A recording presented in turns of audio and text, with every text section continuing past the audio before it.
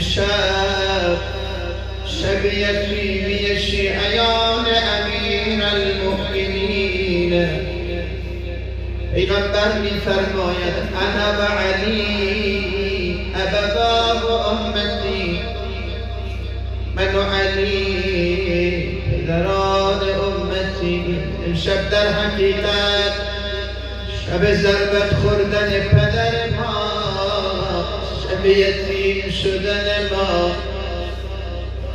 آه من از دار دنیا دیگر خسته‌ام،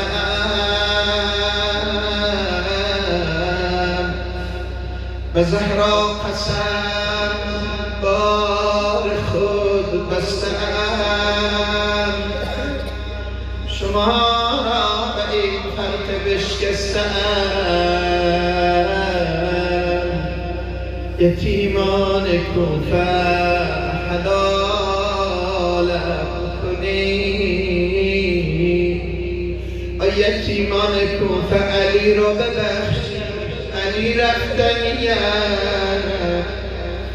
دم آخر است و لب زمزمه، خدا حافظی میکنم،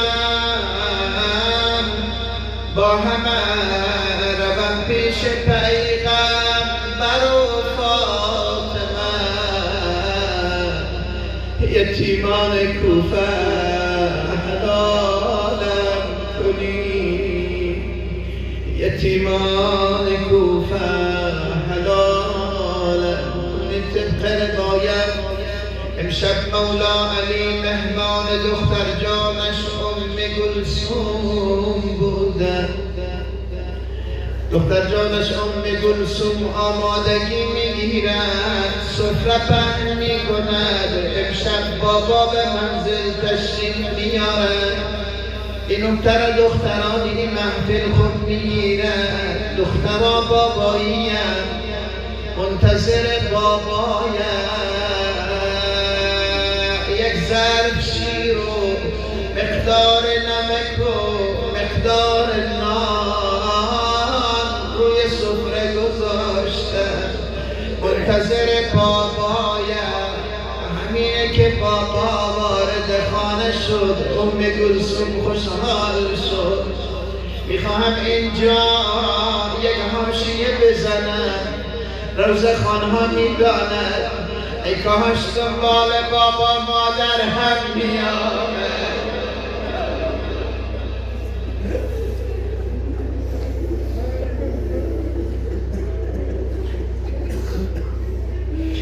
مولا علی وارد خانه ام گلثوم شد، سر سفره نشست. فرمود دختر جانم چرا دو نوع غذا؟ علی با همین نان و نمک کنار میآید، هیچگاه علی دوست ندارد یتیمان کوفه غذا نداشته باشد، اما علی دو نوع غذا بخورد. قربانت مولای مظلومم. ام گلثوم میگوید شب عجیبی بود. هی بابایم به ستاره ها نگاه میکرد، هی زیر لب زمزمه میکرد انا لله و انا الیه راجعون. پاس از شب گذشت، روانه مسجد شد. ام گلثوم فرمود بابا دلهره دارم امشب مسجد نرم. دروازه حیات را باز کرد، حتی مرغابی ها در عالم معنا دامن مولا را گرفته صدا میزنه یا علی ما را یتیم نکن، یا علی مسجد نرو. در و دیوار خانه صدا میزند علی مسجد نرو. وارد مسجد شد، یکی یکی همه را بیدار کرد. اقم الصلاة، اقم الصلاة، وقت نمازه. حتی ابن ملجم ملعون رحم بیدار کرد، مرمون بلند شد، رفت وارد محراب.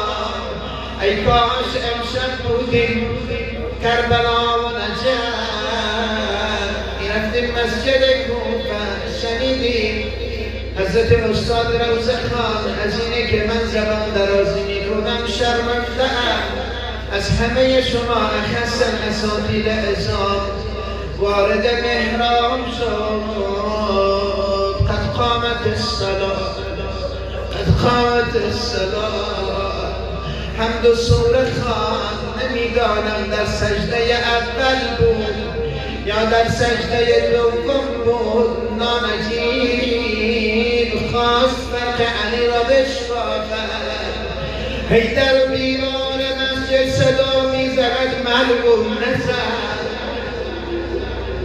اول خلیفه اسلام پیغمبر صدا میزند نزد در عالم معنا زهرای نزیه صدا میزند نزد بچه هایم یتیم میشود اما مولا علی عاشق شهادت است همینه که شمشیر ابن ملجم به فرق آقا اصابت کرد صدا زد فست و رب الکعبه یک صدای دیگر هم تمام کوفه را گرفت لا اله الا الله قتل امیر المؤمنین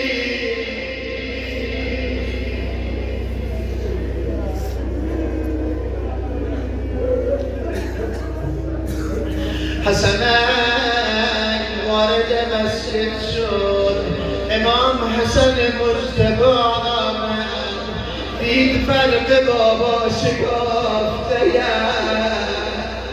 زیر بغل مولا را گرفت آهسته آهسته آوردن سمت خانه همینه که نزدیکی های خانه رسید مولا علی امر فرمود حسن جانم حسین جانم نمیخواهم با این سر و وزن بروم وارد خانم مبادا دل دخترکانم بشکند اول چی کار کرد خون سر و صورت بابا امام حسن مجتبی پاک کرد مولا علی فرمود میخواهم با پایم وارد خانه شوم دخترم زینب دعا کرده یک بار دیگر بابا با پای خودش وارد خانه بشود آخ عرض کنم یا علی یا علی راضی نبودی دخترکت تو را با صورت خونالود ببینم اما چه بگویم کربلا چه شد خرابه شام با اهل و عیالت چه معامله کردن شب بود یکی از بچه های ابی عبدالله بهانه بابا گرفت بلند گریه کرد خبر به یزید ملعون رسید گفت ببرین سر حسین را نشانش بدهید میخواهم برای همیشه صدای این دختر حسین را خاموش کنم سر آورد دم دروازه خرابه زینب کبرا آمد صدا زندان عجیب سر را وارد خرابه نگاه و خدا بچه های حسین رسید اما ملعون آمد وارد خرابه کی بود بابا میگفت اشاره به حضرت رقیه سر بریده بابا را آورد نزد دختر جانش حضرت رقیه یا بابا الحوائج خرابه نشین امشب خودت لطفی کو در این محفل و مجلس ما حضرت رقیه نازدانه رو سمت عمه جانش زینب تفت بود عمه زینب میدانی گرسنه میدانی تشنه اما دیگه غذا نمیخواهم بابا میخواهم بابا حضرت زینب سلام الله علیها اشاره به طبق کرد نوری دیده عمه منصورت در همین طبقه آهسته رو پشت رو برداشت دیگه الهی هیچ دیده نمیرد سر بریده بابا محاسب با خونه سر خسابه رسد امه جان زینب فرمود امه ببین نصف روی پدر سوخته نصف روی پدر خاکستر آلوده بیاخ محاسن بابا با خونه سر خسابه برای پدر روزه خواند و شیرین زبانی کرد بابا نبودی اهل و عیالت را اسیر کرده بابا نبودی شب از ناقه افتادم صحرای مخوفه بود خیلی ترسیده بودم اگر امه جانم زینب نیامده بود زجر ملعون مرا کشته بود بابا